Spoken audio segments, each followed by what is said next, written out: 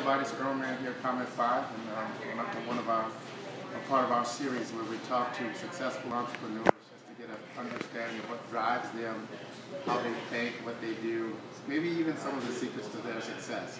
Well, I'm here in Las Vegas, Nevada at one of my favorite places, Sambalatte Coffee, and I'm here with the owner, the originator, and we're going to talk to Luis and learn a little bit about how this all came to be. So Luis, first of all, thank you for taking time this morning. You're welcome. Thanks for coming over here and for your support as well. No problem. Well, tell us a little bit. Yeah, tell us where did this come from? Your passion for coffee? Sambalatte came with an idea 10 years ago, okay.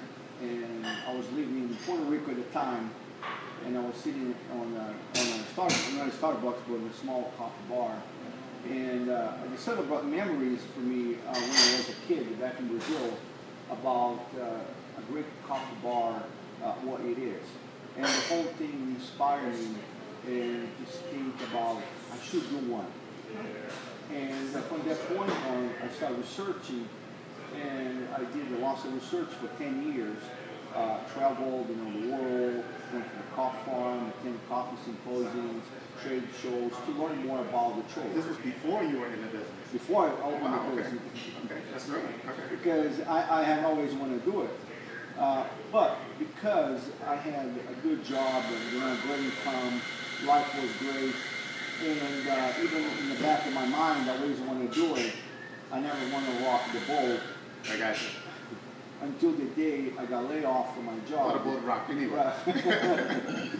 And after a few months looking for a job, I could not find, and I told my wife and I said, I think it is a time now for us to rock the boat, and I'm going to go after and do my business plan.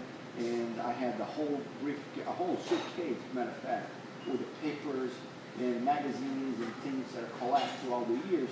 And I said, that's going to be my juice suitcase. And one day I have to open it. I have all the resource that I need to open the business.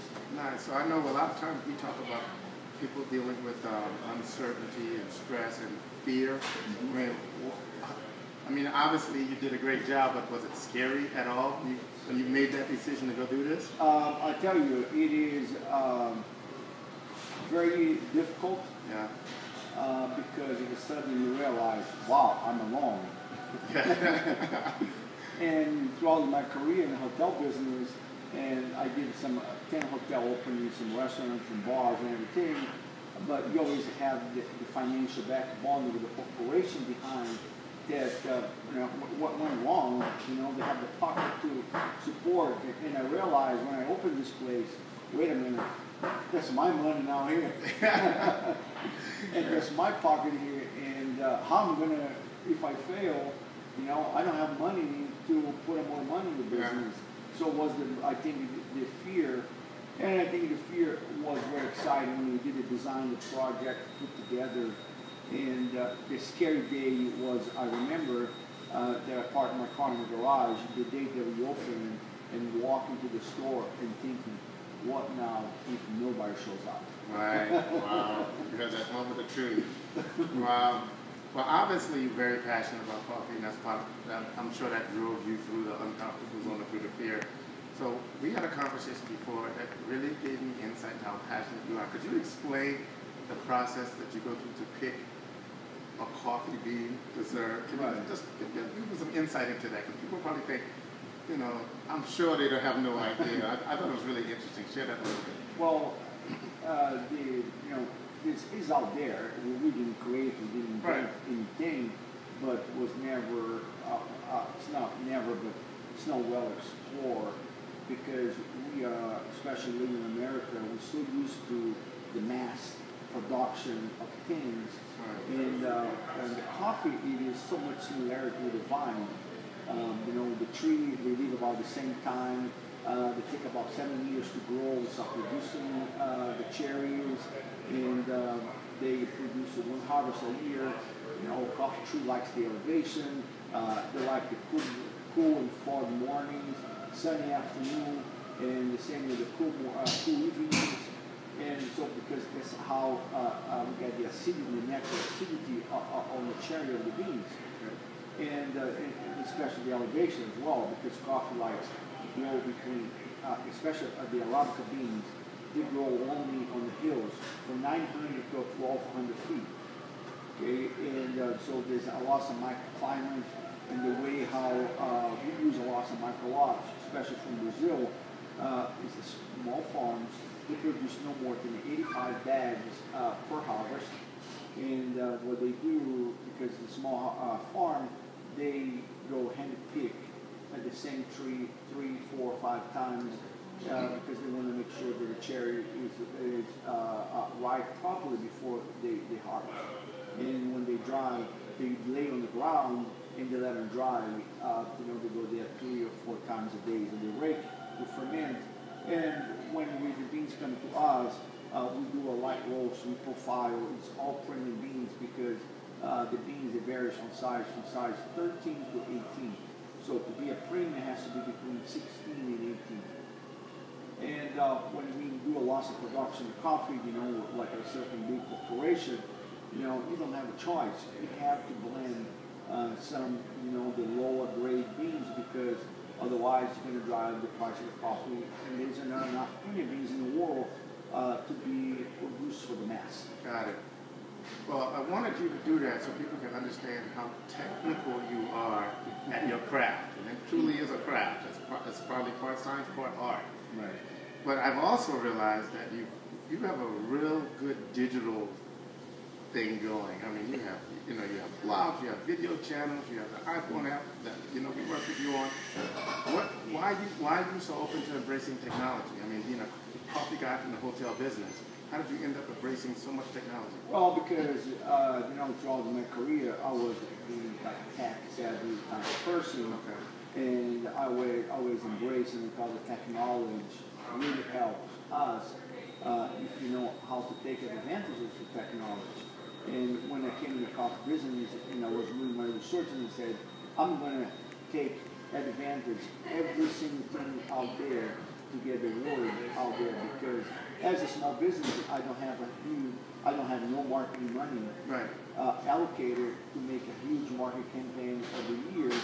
And the only way for me to get my word out there is through the social media, which really has been the key for our success, in the first year. Nice. Now, how long have you been in business now?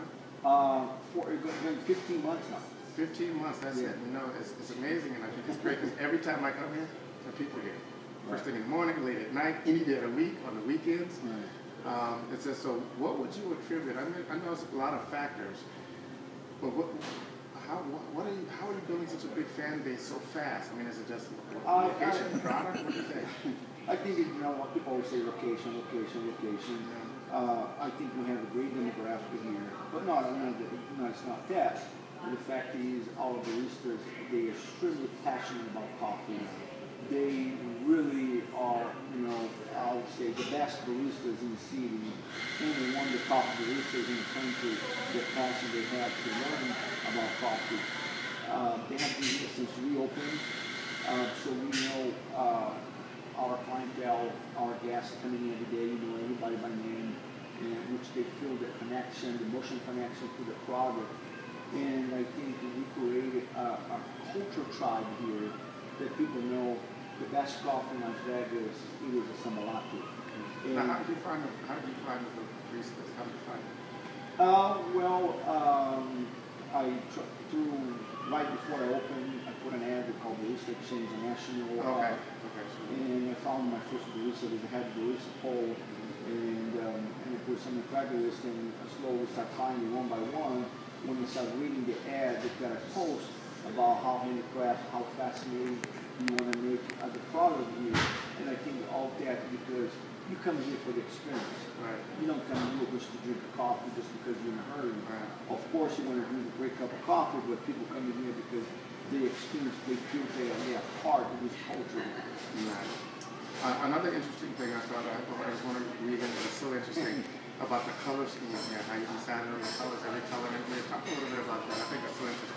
Well, the color scheme was decided when we talked to designers, and because I said, I want to create this place that is perfect place. A place that goes along with can bring your friends and family to see, to say, to socialize, and of course to have fun.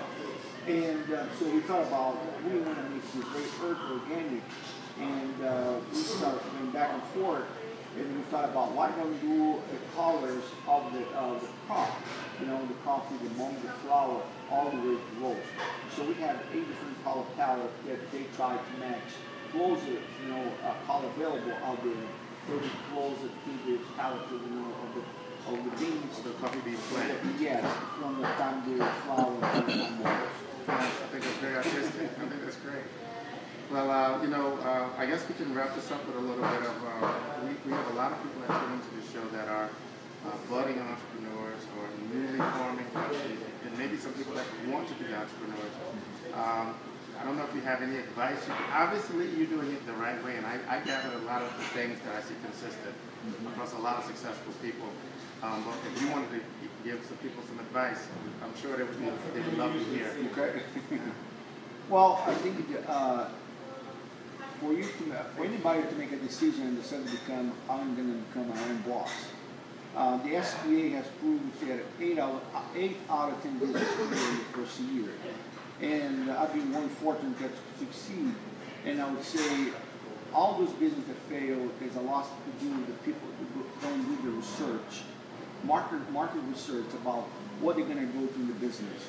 And so they want to go in the business, they open a place, and they don't have the capital to sustain because I have, you know, in my even 15 months now, I have days like, oh my God, how am I going to pay this? How am I going to come up with the money? And because there's so many expenses out there, and it's not that easy. And everybody needs to have a guts, determination, and the drive to succeed and dedicated to the business, because many times somebody wants to open business, but they don't want to be involved in the business on a day-to-day. And I think until the business grow and you feel that there is a great foundation for the business, you shouldn't be out about, and when you should be concentrated to do the business.